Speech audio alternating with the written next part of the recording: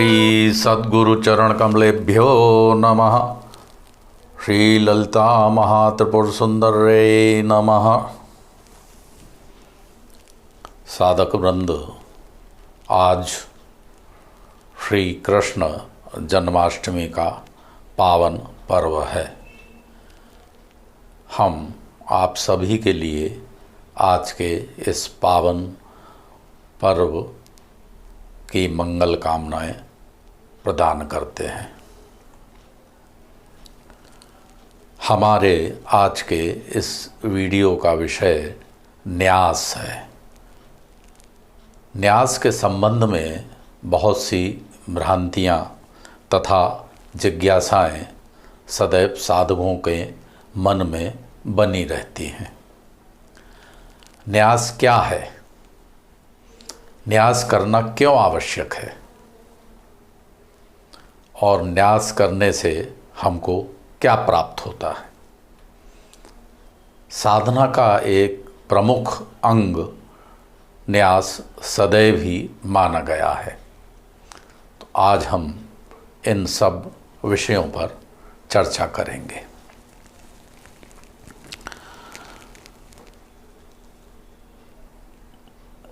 हम सभी को ज्ञात है कि न्यास पूजा और उपासना का एक परम आवश्यक अंग है।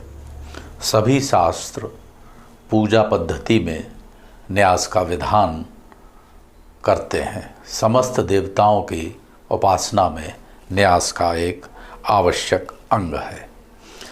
आइए जानते हैं कि न्यास शब्द से क्या अर्थ है। न्यास शब्द का तात्पर्य क्या है? न्यास शब्द निपूर्वक अस धातु से बनता है। अस धातु का अर्थ इस प्रकार बताया गया है कि असक्षेपणे स्थापने च, अर्थात अस धातु का अर्थ है क्षेपण करना अथवा स्थापन करना। पूजा के संदर्भ में न्यास का अर्थ है जिसका जो स्थान नहीं है, यदि वह बलपूर्वक वहाँ बैठ जाए तो उसे उस स्थान से हटाकर उस स्थान के अधिकारी को, स्वामी को वहाँ बैठाना। अधिकारी से यहाँ तात्पर्य उस स्थान के मूल स्वामी से है। हमारी देह तथा इसके विभिन्न अंगों की सृष्टि हमने नहीं की है, यह हम सब जानते हैं। और ना ही हम इस देह के स्वामी हैं। यह इस बात से सिद्ध होता है कि मृत्यु के समय हम इन अंगों को अपने साथ नहीं ले जा सकते। अतः इनके स्वामी हम नहीं हैं, तो फिर इनका स्वामी कौन है? इनके स्वामी श्री भगवान हैं। भगवान ने ही कुछ समय के लिए इनके उपभोग का अधिकार हमें प्रदान किया है। इनके प्रति ये मेरा है, ये अंग मेरे हैं, ये हाथ मेरा है, ये नेत्र मेरे हैं, ये मुख मेरा है आदि इस प्रकार का भाव रखना सर्वथा मिथ्या है। इन सब अंगों तथा पदार्थों में जिनका उपभोग हम करते हैं, उनसे मेरा का भाव दूर कर ये सब भगवान के हैं, इस भाव की स्थापना करना ही न्यास है। यही न्यास क्रिया का आध्यात्मिक रहस्य है। उदाहरण के लिए अंगन न्यास क्रिया में विभिन्न अंगों में देवता स्वरूप विभिन्न भगवत शक्तियों का चिंतन इसी भाव के अंतर्गत किया जाता है। आइए अब देखते हैं कि न्यास क्रिया का विज्ञान क्या है। शास्त्र कहता है, पद्म पुराण के अनुसार, देवो भूत्वा यजेत देवम। यह एक नियम शास्त्र में न्यास के संबंध में दिया गया है। मेरे विचार से इस नियम के दो भाव होते हैं। प्रथम, देवता होकर ही देवताओं का पूजन करें। देवता होने से तात्पर्य है अपने भीतर देव गुणों अर्थात सात्विक गुणों को धारण करना, दिव्य गुणों को धारण करना। साधारण मनुष्यों से ऊपर जो हों वह देवता है। जिसमें तामसी अथवा आसुरी वृत्तियां कदापि ना हों वो देवता है। अतः इससे तात्पर्य यह है कि स्वयं के अंदर देवत्व की स्थापना करके ही देवताओं का पूजन करना चाहिए। यही इस नियम का प्रथम भाव स्पष्ट होता है। यहाँ यह भी स्पष्ट होता है कि मनुष्य के अंदर दोनों प्रकार की वृत्तियाँ अर्थात दैवी और दानवी या आसुरी वृत्तियाँ पाई जाती हैं। देव पूजन हेतु दैवी वृत्तियों का होना आवश्यक है। अर्थात मन वचन कर्म से तथा शरीर की आंतरिक और बाह्य शुद्धता को बनाए रखना ही इन देवी शक्तियों को बनाए रखना माना जाता है। अब इस कथन के दूसरे भाव को देखते हैं। शास्त्रों में कहा गया है कि शरीर माध्यम खलु धर्म साधनम, अर्थात धर्म अथवा साधना के मार्ग पर चलने का एकमात्र साधन ये मनुष्य का शरीर ही है। अतः जब तक इस शरीर का अंग प्रत्यंग शुद्ध नहीं होगा, दिव्य शक्ति से संपन्न नहीं होगा, तब तक साधना की सिद्धि नहीं होगी। पूजन से पूर्व तथा आदि में की जाने वाली समस्त क्रियाएं यथा स्नान, आचमन, प्राणायाम, भूत शुद्धि एवं न्यास इसी श्रेणी में आते हैं। दूसरा, हमारे अंदर शरीर के प्रति अहम भाव अथवा यह मेरा है का भाव, जैसा कि हमने पूर्व में कहा, वो बना रहता है। यथा मेरा हाथ, मेरे पैर, मेरा मुख आदि, किंतु यह वास्तविकता से बिल्कुल परे है।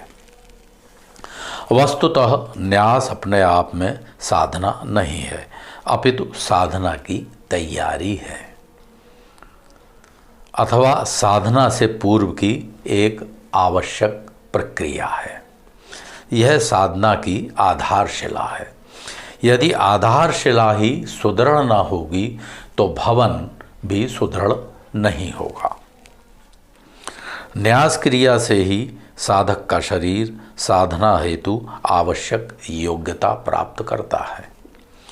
हमने जो शास्त्र वचन पूर्व में उद्धृत किया, देवो भूत्वा यजेत देवम, इसके द्वितीय भाव की हम यहाँ चर्चा कर रहे हैं। इसके अनुसार जिस मंत्र का जप अथवा स्तोत्र का पाठ हम कर रहे हैं उसको अपने शरीर के विभिन्न अंगों में स्थापित करने का नाम ही न्यास है।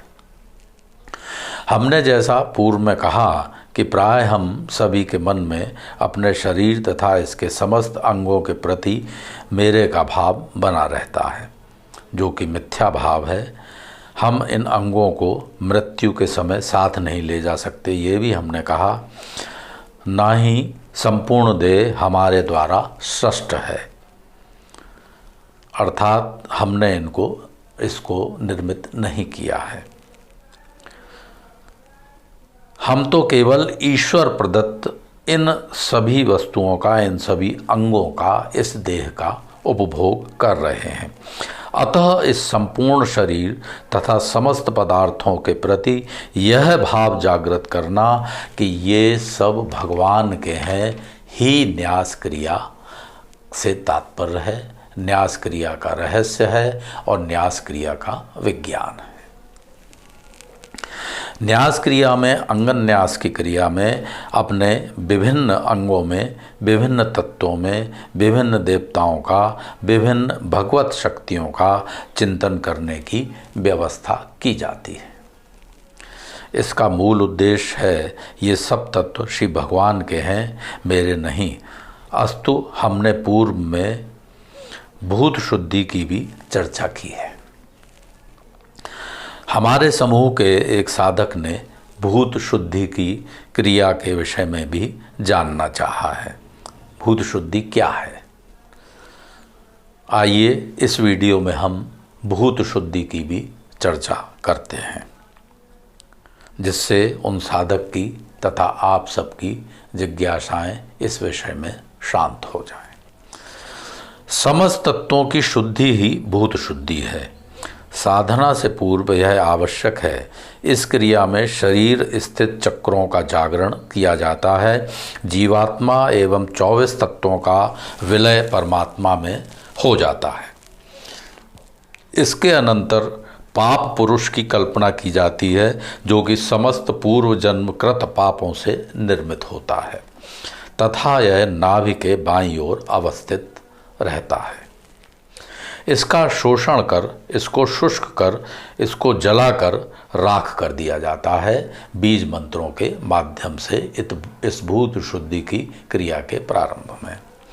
तत्पश्चात सिर के अग्रभाग में स्थित चंद्रमा से प्रवाहित अमृत के माध्यम से एक नवीन दिव्य शरीर का निर्माण किए जाने की कल्पना की जाती है।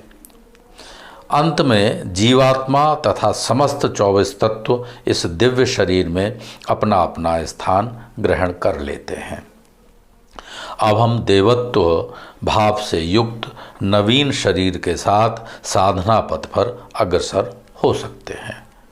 इस क्रिया से हम पूर्ण रूप से शुद्धता एवं दिव्यता के भाव को प्राप्त हो जाते हैं। भूत शुद्धि एवं न्यास क्रिया के द्वारा हमारी समस्त ज्ञानेंद्रियां, कर्मेंद्रियां, मन, चित्त, बुद्धि आदि सब में वह परमात्मा प्रतिष्ठित हो जाता है, वह परमात्मा प्रतिष्ठित हो जाता है। हमारे इस शरीर के समस्त अवयवों में उसी परमात्मा की भावना उपस्थित हो जाती है। यही देवो भूत्वा यदि देवम की स्थिति भी है। अब हम न्यासों के प्रकार पर चर्चा करेंगे। यूँ तो न्यास बहुत प्रकार के होते हैं। प्रायः विभिन्न उपासनाओं के अनुसार न्यास क्रियाएं संपन्न की जाती हैं। श्री विद्या की उपासना के न्यास विभिन्न प्रकार के होते हैं।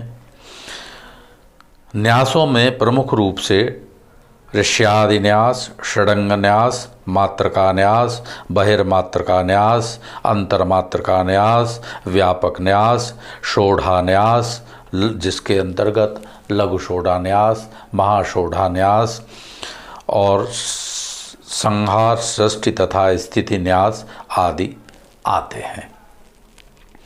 जब से पूर्व प्रायः ऋष्यादि न्यास किया जाता है, उसके बाद करन्यास एवं अंगन्यास किए जाते हैं। हम इनमें से कुछ न्यासों की यहाँ विशेष रूप से चर्चा करेंगे। साधकों की जिज्ञासा का समाधान भी लघु षोढ़ा न्यास के विषय में करेंगे। न्यास का विज्ञान क्या है, इसकी विस्तृत चर्चा हम पूर्व में ही कर चुके हैं। आप आगे की चर्चा के समय उसे ध्यान में रखें। शास्त्रों में यह कल्पना की गई है कि हमारा शरीर एक देवालय है, जिसमें समस्त देवगण विराजमान है। शरीर स्थित इन देवताओं की उपासना द्वारा उन देवताओं को प्रसन्न एवं संतुष्ट कर उनके अनुग्रह का पात्र हम बने, यही न्यास क्रिया का मुख्य लक्ष्य है। सर्वप्रथम हम षडंग न्यास अर्थात जिसके 6 अंग हों उसकी चर्चा करेंगे। षडंग न्यास के 2 भेद हैं, क्रमशः करन्यास तथा अंगन्यास अथवा हृदयादि न्यास। करन्यास प्रायः सभी देवताओं की उपासना में किया जाता है, क्योंकि हाथों से और हाथों की उंगलियों का प्रयोग करके ही साधना में, उपासना में बहुत सी क्रियाएं संपन्न की जाती हैं। हाथों की अंगुष्ठ, तर्जनी, मध्यमा, अनामिका, कनिष्ठा एवं करतल पृष्ठ का मंत्र पूरित स्पर्श करन्यास कहलाता है।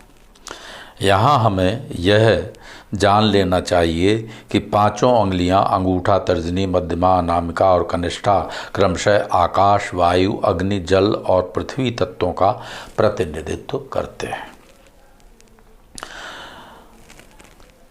ऋण और धन ऊर्जा के वाहक क्रमशः हमारे दाहिने और बाएं हाथ होते हैं। ब्रह्मांड की प्रतिकृति हमारा ये मानव शरीर हमारे शास्त्रों ने माना है। ऋण और धन के मिलन से ही सदैव ऊर्जा का प्रवाह होता है। अतः करन्यास की इस क्रिया से इस ब्रह्मांडीय ऊर्जा को पिंडीय ऊर्जा अर्थात हमारे शरीर में प्रवाहित किया जाता है।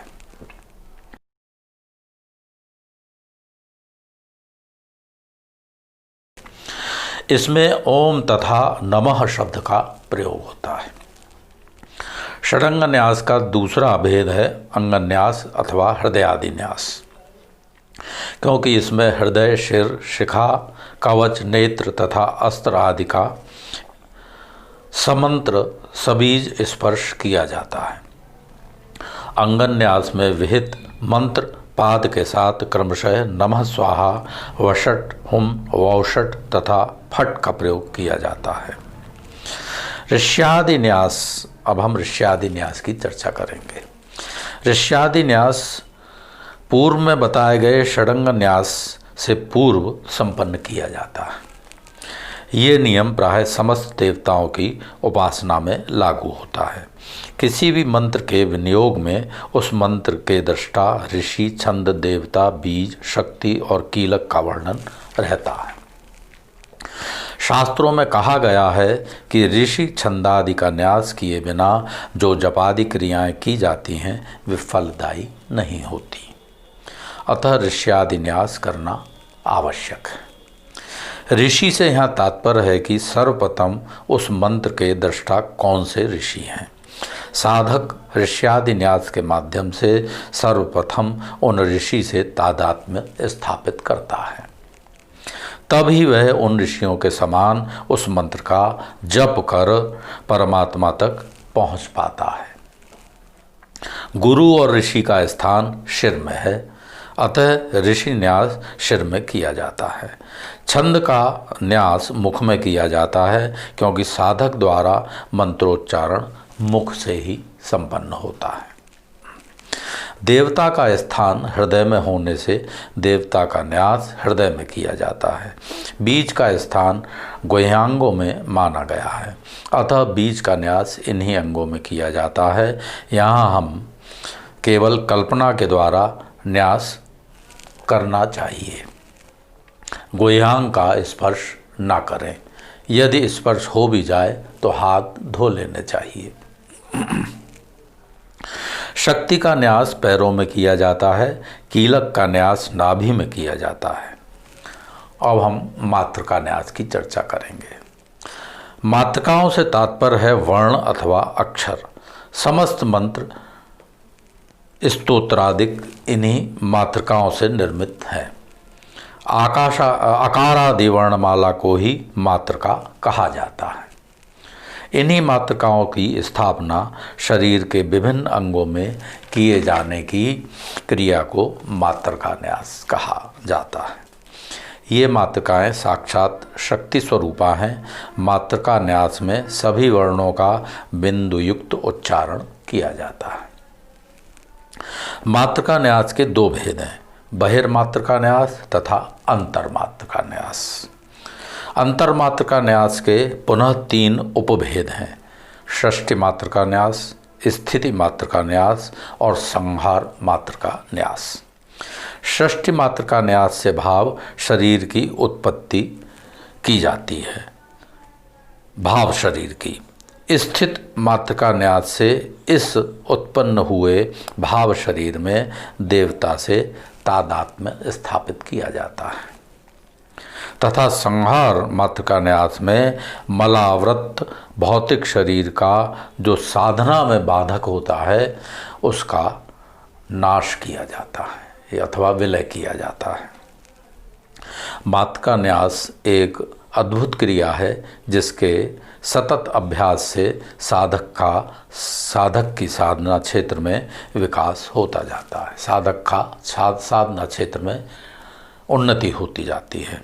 इस न्यास को गुरुदेव के मार्गदर्शन में ही करना चाहिए। षोडा न्यास। श्री विद्योपासना के विशेष न्यासों में लघु षोडा-न्यास तथा महाषोडा-न्यास करने का आदेश शास्त्र देते हैं। षोडा-न्यास की पराकाष्ठा है। षोडा शब्द से तात्पर्य है 6, अर्थात इनके अंतर्गत 6 प्रकार के न्यास आते हैं। ये परम गोपनीय न्यास हैं तथा सद्गुरुदेव की आज्ञा एवं मार्गदर्शन से ही इनको करना चाहिए। अलग अलग महाविद्याओं के लिए इनकी अलग अलग पद्धतियां हैं। वास्तव में ये न्यास एक साधना के ही समतुल्य हैं। इन न्यासों के सिद्ध हो जाने के बाद साधक को बहुत सावधानी से रहना पड़ता है, विशेष रूप से महाषोडा न्यास करने वाले साधकों को। हमारे समूह के एक साधक ने लघु षोडा न्यास के बारे में जिज्ञासा प्रकट की। आइए अब हम उस लघु षोडा न्यास की चर्चा करेंगे। इससे पूर्व हम आपको अपने एक वीडियो जो कि श्री विद्या ग्रंथ परिचय नित्या षोडशी कारणव नाम से पूर्व में इस चैनल पर डाला गया है, उसका स्मरण कराना चाहेंगे। इस वीडियो में हमने नित्या षोडशी कारणव ग्रंथ का परिचय दिया है। इस ग्रंथ में नित्या षोडशी कारणव ग्रंथ में भगवती की स्तुति को मंगलाचरण के रूप में प्रस्तुत किया गया है। उस मंगलाचरण का प्रथम श्लोक इस प्रकार है। गणेश ग्रह नक्षत्र योगिनी राशि रूपिणीम देवीं मंत्रमयीं नौमि मातृकाम पीठ रूपिणीम। इसमें भगवती श्री विद्या ललिता को गणेश ग्रह नक्षत्र योगिनी राशि तथा पीठ रूपिणी कहा गया है। बस भगवती की समष्टि रूप से इन्हीं 6 रूपों में लघु षोडा न्यास की क्रिया संपन्न की जाती है। सर्वप्रथम गणपति के 51 स्वरूपों से नवग्रह के सबीज मंत्रों से 27 नक्षत्रों के सबीज मंत्रों से योगिनी न्यास में डाकिन्यादि रूपिणी शक्तियों के ध्यान एवं मंत्रों से न्यास किया जाता है।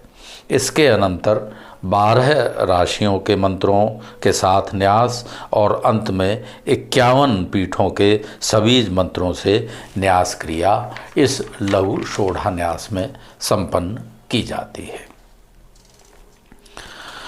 महाषोडा न्यास के विषय में हम केवल इतना ही कहेंगे कि महाषोडा न्यास परम गोपनीय एवं बहुत सावधानी पूर्वक केवल गुरुदेव की आज्ञा एवं मार्गदर्शन में किया जाने वाला न्यास है। गोपनीय होने के कारण हम यहाँ केवल परम श्री विद्योपासक श्री भास्कर राय जी के जीवन के एक प्रसंग को इस संबंध में उद्धृत करना चाहेंगे।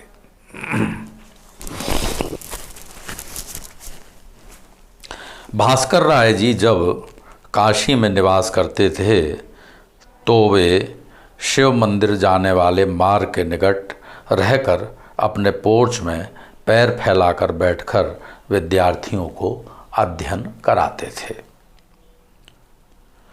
उसी मार्ग से नित्य शिव दर्शन के लिए एक सन्यासी जाया करते थे, किंतु भास्कर राय उसी प्रकार बैठे रहते थे पैर फैलाकर तथा सन्यासी को प्रणाम भी नहीं करते थे। एक दिन शिव मंदिर में भास्कर राय की भेंट उन सन्यासी से हो गई। सन्यासी ने अति कुपित भाव से सबके समक्ष भास्कर राय जी के द्वारा उन्हें प्रणाम न करने के लिए उनकी बहुत भर्त्सना की। भास्कर राय जी ने सन्यासी से अपना दंड तथा कमंडलू वहाँ रख देने के लिए कहा। भास्कर राय जी ने उस दंड एवं कमंडलू को प्रणाम किया। भास्कर राय जी के प्रणाम करते ही वो कमंडल और दंड चूर्ण रूप में परिवर्तित हो गए, अर्थात वे नष्ट हो गए। भास्कर राय जी महाषोढ़ान्यास करते थे। तो महाषोढ़ान्यास करने वाले साधक में इस प्रकार की शक्ति आ जाती है कि वे किसी को यदि प्रणाम कर दें तो तत्काल वह नष्ट हो जाता है, चूर्णीकृत हो जाता है। इसीलिए भास्कर राय जी उन सन्यासी को प्रणाम नहीं करते थे। भास्कर राय जी के इस प्रणाम करने की क्रिया को देखकर वहाँ उपस्थित सन्यासी और सभी भक्तजन हतप्रभ रह गए तथा उनको महाषोढ़ान्यास का क्या स्वरूप है, क्या उसका प्रभाव है, ये ज्ञात हुआ। कोलार्णव तंत्र में महाषोढ़ान्यास के विषय में विस्तार से कहा गया है। उस वर्णन की कुछ पंक्तियां हम यहाँ प्रस्तुत कर रहे हैं जो कि बहुत सरल संस्कृत में है, आप उनको समझ सकते हैं। महाषोढ़ावयं न्यासं यह करोति दिने दिने देवाः सर्वे नमस्यन्ति तं नमामि न संशयः। कृत्वा न्यासमिमं देवी यत्र गच्छति मानवः तत्र श्रीर्विजयो लाभा सामान्या पुरुषः प्रिये। अंत में हम यह कह सकते हैं कि नित्य पूजा के लिए किए जाने वाले न्यास तथा गुरुपदिष्ट न्यासों के बिना हमारी पूजा उपासना अधूरी है। न्यास के बिना कोई भी पूजा आदि असफल एवं अपूर्ण मानी गई है। शारदा तिलक में कहा गया है कि न्यास बिना जपम प्राहुरासुरम विफलम बुधा न्यासा तदात्मको भूत्वा देवो भूत्वा तुत्तम यजेत। अर्थात न्यास बिना किए हुए जपादि आसुरी कहे गए हैं तथा वे फलहीन होते हैं। अतः देवस्वरूप होकर ही देवताओं का यजन करना चाहिए। अतः न्यास के माध्यम से अंतः और बाह्य से शुद्ध एवं दिव्य होकर देवताओं की उपासना करें, यही शास्त्र का निर्देश है। आशा है न्यास के संबंध में आपकी समस्त भ्रांतियों एवं जिज्ञासाओं का समाधान हमारे इस वीडियो के माध्यम से हो गया होगा और आप अपनी नित्य प्रति एवं विशेष पूजाओं में तत्त देवताओं के निमित्त किए जाने वाले न्यासों को अवश्य ही संपादित करेंगे। जय मातेश्वरी, जय मातेश्वरी, जय भगवती।